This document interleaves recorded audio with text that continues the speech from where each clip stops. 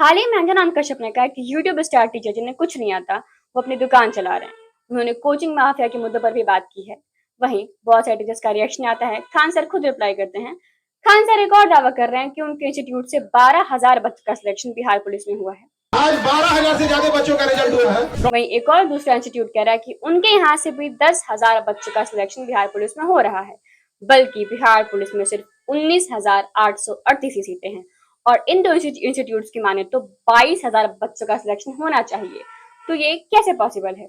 और क्या ये इंस्टीट्यूट सिर्फ टॉपर्स को दिखा के या सिलेक्शन का झूठा दावा करके बच्चों को अट्रैक्ट कर रहे हैं? और खान सर के इंस्टीट्यूट पे हमला भी होता है जहां वो बोलते हैं कि 7-8 राउंड फायरिंग की गई है, बल्कि पुलिस कह रही है कि वहां सिर्फ पत्थरबाजी हुई है। अंजना कश्यप ने जो कहा उससे बहुत सारे टीचर स्टूडेंट सब भड़के हुए हैं, क्योंकि यूट्यूब के टीचर बहुत सपोर्टिव होते हैं, बच्चों के लिए हमेशा स्टैंड लेते हैं।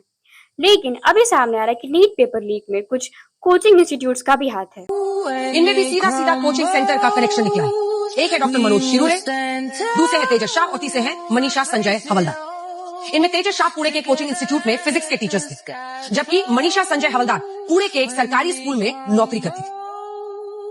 और एनटीए ने इस महिला टीचर को नीट यूजी परीक्षा के संचालन की जिम्मेदारी सौंपी, जिसके कारण इस महिला टीचर के पास फिजिक्स का पेपर सबसे पहले आना था। लेकिन जानते हैं इसके बाद क्या हुआ? इस महिला टीचर ने इस पेपर को एक कोचिंग इंस्टीट्यूट के टीचर को बेच दिया।